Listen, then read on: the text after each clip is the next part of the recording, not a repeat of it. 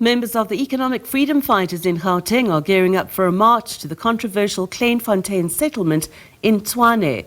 The party says the demonstration is a bold stand against what it calls ongoing racial segregation and economic exclusion in a democratic South Africa. Kleinfontein has long drawn criticism for being a whites-only settlement, raising questions about the limits of transformation and inclusion in the post-apartheid era. SABC News reporter Patricia Visagie is tracking this story for us. Good afternoon, Patricia. Can you give us more information about that march?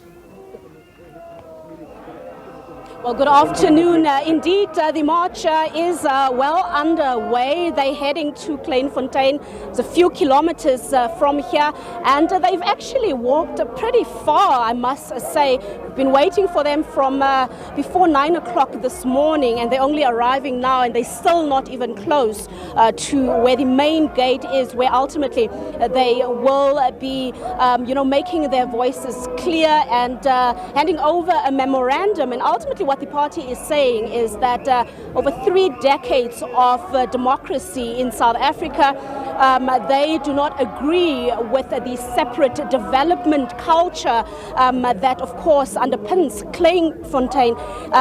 It's similar to Oranje. Some even call it Little Oranje of Pretoria. But I want to bring in the EFF. I'm now joined by Mr. Nkululeko Dunga. Just from the EFF's point of view, the significance of going to Kleinfontein. Some saying that this is not necessary. Some feeling that that is private property. But let the EFF lead their course on this.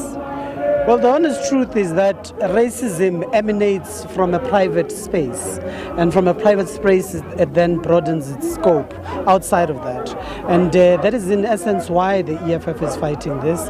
We have no problem with development of societies and townships, but if there is a segregation that is based on racial profiling for any development, then we are going to have a problem with it, because it's on the premise that South Africa in itself comes from a racial background of apartheid, and it is being instituted right here under some pretext of cultural preservation of some sort. It's nothing but narrow-minded Afrikaner nationalism that is embodied in this particular area, and that is what we are calling for.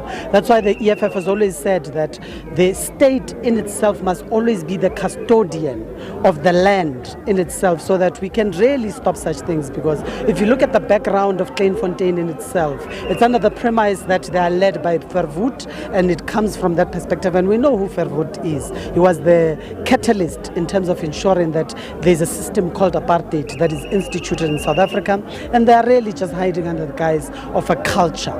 But if the cultural practice in itself is in discrimination of a particular race in South Africa, we're going to call for it as the EFF, because we are a non-racist organization. What ultimately, in short, are you calling for? Are you saying that this community should not exist? Is that the long and the short of it? That this community must close down? Most deaf. In the pretext that this community exists on the face of racism, means that there must be no such a place that exists in South Africa. Like in many other areas, by the way, there are no black-only areas in South Africa, and there should be no whites-only areas in South Africa. And that's the reason why we are here to say that this place must be.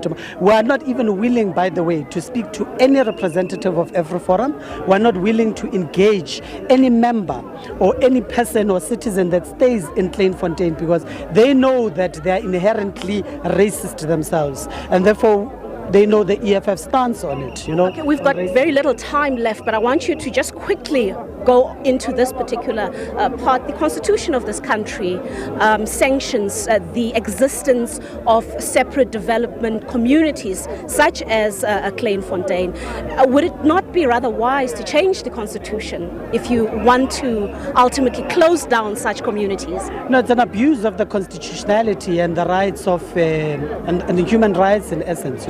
They cannot be read out separately. So you cannot infringe on the right of one another over the fact that when you think that your rights supersede that.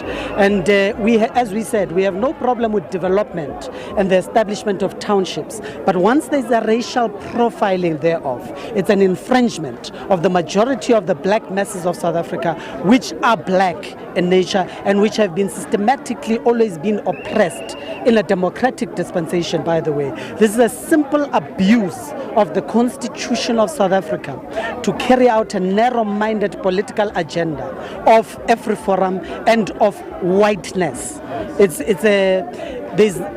The best way to categorize it is white supremacy at its highest form. All right, thank you so much. Of course, as I said earlier, they are a few kilometers away from the main gate of Kleinfontein. The Red Berets are making their way there. There's been a hive of police presence, a lot of them throughout the stretch of the march and at the main gate as well. It is a tight lock, private security that is also there. And of course, the leadership of Kleinfontein that's also waiting for them there. We've been in talks with them since early morning as we've been waiting for the Red Berets to make their way to Kleinfontein. And this is the second political party in the last 3 weeks to come to Kleinfontein. We had the MK that was also here. So the enclave has been making headlines, garnering a lot of attention, and in particular after the city of Tshwane obviously also raised their concerns, and after the Pretoria High Court ultimately deemed this place illegal as it is not formally registered. This is what has raised more concerns, where you see the political noise that is hovering around this particular area. We'll be speaking to the leadership of Kleinfontein a little bit later to find out how exactly are they responding to, in particular, the calls that they should be shutting down. It's back to studio. Thanks very much. Patricia Visagie reporting live from Tshwane.